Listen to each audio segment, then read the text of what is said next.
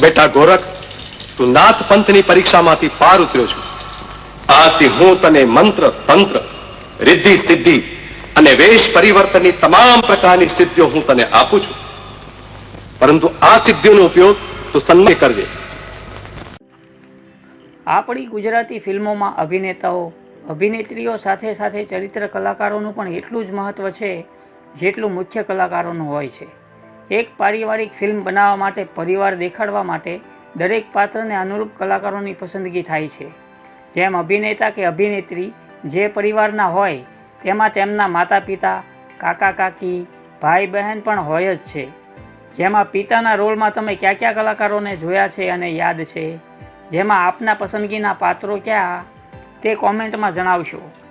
Hero કે હિરોઈનના પિતાના રોલમાં તમે મનહર દેસાઈ, ચાંપસીભાઈ નાગડા, સુરેશ રાવલ, મહેશ જોશી, ત્રંબક જોશી વગેરે કલાકારોને જોયા હશે.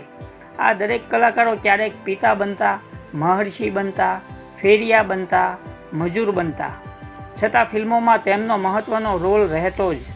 અરે કેટલાક કલાકારો અને દિગ્દર્શકોની જોડી રહેતી. જેમ કે રવિન્દ્ર દવે ફિલ્મો બનાવે એમાં સુરેશ રાવલની નાની ભૂમિકા હોય જ. એવા જ એક કલાકાર છે જયેન્દ્ર મિશ્રા, જેમને તમે મુખ્ય અભિનેતા, અભિનેત્રીના પિતાના રોલમાં કે કોઈ મહર્ષિના રોલમાં જોયા જ હશે. અને ચરિત્ર અભિનેતા તરીકે દરેક કલાકાર કરતાં વધારે ફિલ્મો જયેન્દ્ર મિશ્રાએ કરી હશે. પણ જે લોકો 70 કે 80ના દાયકાની ફિલ્મો જોવાના શોખીન હશે એમને આ અભિનેતા યાદ હશે. નમસ્કાર મિત્રો, હું છું ગજ્જર નિલેશ અને આપ જોઈ રહ્યા છો અમારી યુટ્યુબ ચેનલ રિદ્ધિ સિને. આપે હજી સુધી અમારી ચેનલ સબસ્ક્રાઈબ ના કરી હોય તો કરી દો અને બાજુમાં આપેલા બેલ આઇકનને પણ દબાવી દો, જેથી અમારા આવનારા નવા વિડીયોના નોટિફિકેશન આપને તુરંત મળે. સાથે જ અમારા ફેસબુક પેજ અને ઇન્સ્ટાગ્રામ આઈડીને લાઇક કરવાનું ભૂલતા નહીં. આ તમારું શરીર તો ધૂળમાં રગદોળાઈ રહ્યું છે, છતાં તમારી આબરૂને ઉજળી રાખવી હોય તો 6 મહિનામાં રૂપિયાની જોગવાઈ કરી રાખજો વેવાય. તમારી દીકરી માટે મારો દીકરો ઘરડો થાય ત્યાં સુધી કુંવારો નહીં રહે, સમજ્યા?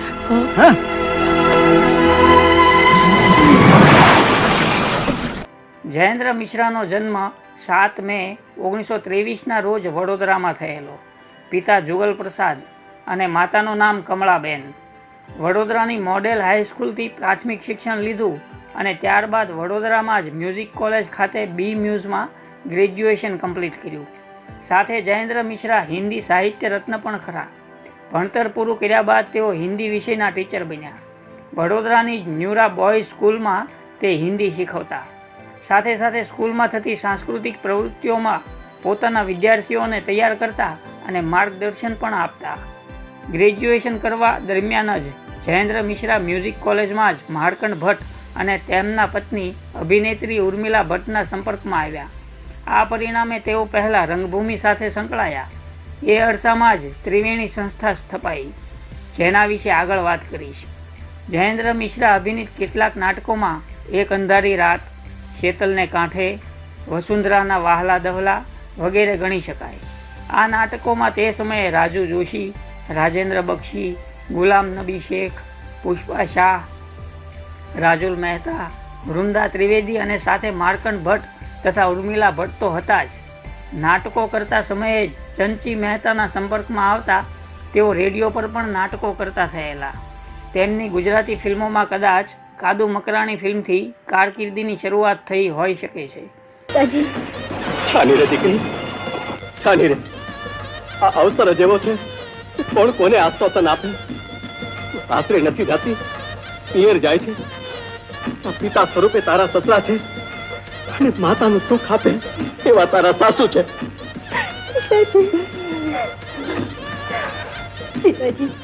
ભગત ગોરા કુંભારમાં તેઓ સરલા યેવલેકરના પિતા, 16 સોમવારમાં ઉપેન્દ્ર ત્રિવેદીના મોટા ભાઈ, ભાથીજી મહારાજમાં મલ્લિકા સારાભાઈના પિતા, કુંવરબાઈનું મામેરુમાં કુંવરબાઈના સસરા, ભગત પીપાજીમાં શ્રીકાંત સોનીના મંત્રી, રાજા ગોપીચંદમાં ગોપીચંદના પિતા, મા અંબા ગબ્બરવાળીમાં પૂજારી, ભગત નરસિંહ મહેતામાં રાજા, નાગમતી નાગવાળોમાં સ્નેહલતાના પિતા, દીકરી ચાલી સાસરીએમાં દેસાઈ કાકા.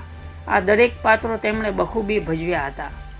વાત કરીએ જયેન્દ્ર મિશ્રાના નિજી જીવનની તો તેમના પત્નીનું નામ ચંદ્રપ્રભા બહેન હતું, જેમના 4 સંતાનોમાં સૌથી મોટા હરેન્દ્ર મિશ્રા, ત્યારબાદ પ્રતિમાબહેન, ત્રિવેણી પંડ્યા અને રાકેશ મિશ્રા, જેમાં તેમના દીકરી ત્રિવેણી પંડ્યા લિખિત બાળ ગીતોની 2 અને બાળ નાટકની 1 એમ 3 બુક્સ પણ બહાર પડી ચૂકી છે અને તેમનું બાળ સાહિત્યમાં ઘણું પ્રદાન પણ છે. તેમના વિશે કહું તો હાલ ત્રિવેણી પંડ્યા બહેન કેન્સર જેવી ઘાતક બીમારીને પણ માત આપી ચૂક્યા છે. હાલ તેઓ વડોદરામાં પોતાના પતિ વત્સલ પંડ્યા સાથે સુખરૂપ જીવન વિતાવી રહ્યા છે. તેમના પિતા જયેન્દ્ર મિશ્રાનું અવસાન 5 જુલાઈ 2006ના રોજ થયેલું. માંગા તો ઘણા આવે છે, પણ આપણી દીકરી ગાંડા જેવી છે એવી વાતો સાંભળીને મૂર્તિયા પાછા જાય છે. હા, દાતા રોડમાં એક મૂર્તિયો છે, એવા વાવડ તો મળ્યા છે. તમે મૂર્તિઓ જોયો છે? અરે આપણી દીકરી અડધા ગાંડા જેવી છે, ત્યાં મૂર્તિઓ ક્યાં જોવા બેસીએ? હા રે હા, જ્યાં ત્યાંથી એના હાથ પીળા થઈ જાય ને તો પ્રભુનો પાઠ. જયેન્દ્ર મિશ્રાને ઉપેન્દ્ર ત્રિવેદી, અરવિંદ ત્રિવેદી, મૂળરાજ રાજડા, ઇન્દુમતી રાજડા વગેરે એમની સાથે કામ કરતા દરેક કલાકારો સાથે ગાઢી મિત્રતા, સાથે જ ટેકનિશિયનો સાથે પણ ઘર જેવો સંબંધ ધરાવતા અને દરેક કલાકાર મિત્રો અને ટેકનિશિયનોનું જયેન્દ્ર મિશ્રાના ઘરે આવવા જવાનું હોય જ.